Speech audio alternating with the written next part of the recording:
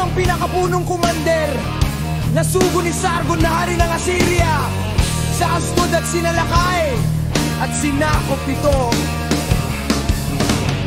Noong panahong iyon ang Yahweh ay nagsalita sa pamamagitan ni Isaias na anak ni Amos.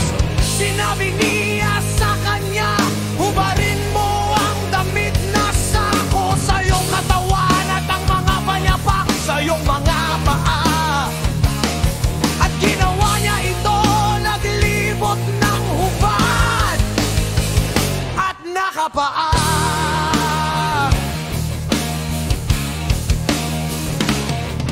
Pagkatapos ay sinabi ng Yahweh,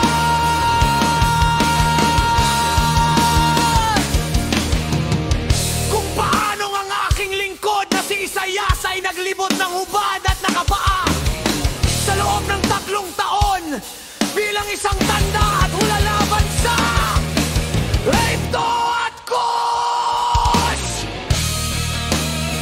Gayon din ang hari ng Assyria ang magtataboy ng hubad at nakapaa sa mga bilanggo mula sa Egypto at mga papon mula sa Cush. Matanda at bata